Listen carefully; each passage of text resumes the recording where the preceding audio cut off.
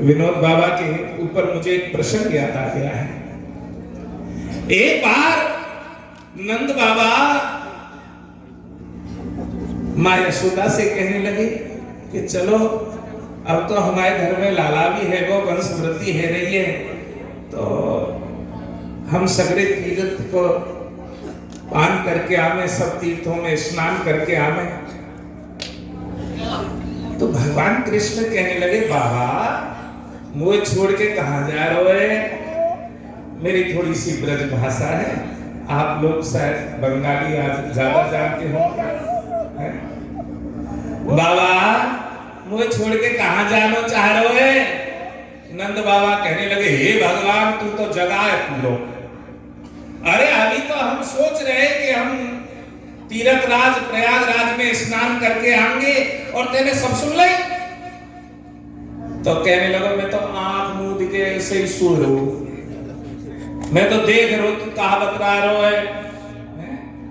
अब इतनी देर में नंद बाबा कहने लगे लाला तू अभी छोटो है, बाल करने ले जाए दुखी है जाएंगे, और भैया वहां पे क्या है देखो एक शब्द लगाया जाता है भीड़ भाड़, जहां भीड़ है वहां क्या है भाड़,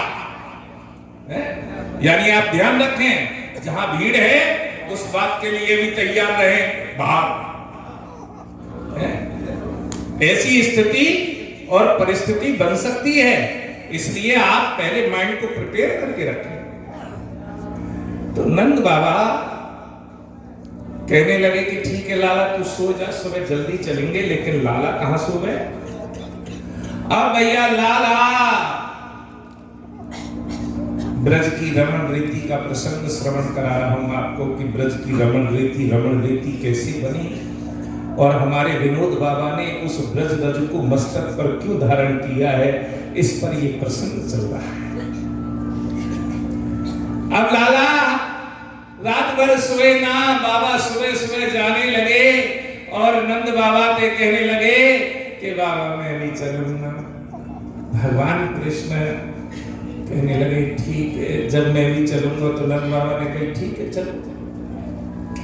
अब नंद बाबा थोड़ी दूर तो चले तो भगवान कृष्ण कहने लगे बाबा वो कंधा पे बिठाए। भगवान कृष्ण को नंद बाबा ने कंधा पे बिठायो और जैसे ही रमण रेती में पहुंचे वहां एक काला घोड़ा आकाश से आ रहा है और आकाश से आकर भगवान कृष्ण को दंडवत प्रणाम करने लगा है, उनकी चरण रज को श्रद्धा करने लगा है। तो वहां नंद बाबा कहने लगे या छोटे से बालक को तो प्रणाम कर लो और मैं बूढ़ा तो दिखाई ना दे रहा। अरे वो बूढ़े देख ले या बालक के तो प्रणाम करने के लग रहा है। तो इतनी बात को सुनते ही जय हो हमारे मध्य में चतुर संप्रदाय के श्री महंत फूलडोल बिहारी दास जी महाराज जो हमारे धर्म के इस समय चतुर संप्रदाय में वयोवृद्ध कोई है तो हमारे फूलडोल बिहारी दास जी महाराज, जिनकी सानिध्यता में हम सभी को बड़ा लाभ मिलता है। धीरे धीरे करके वो मंच की तरफ आ रहे हैं।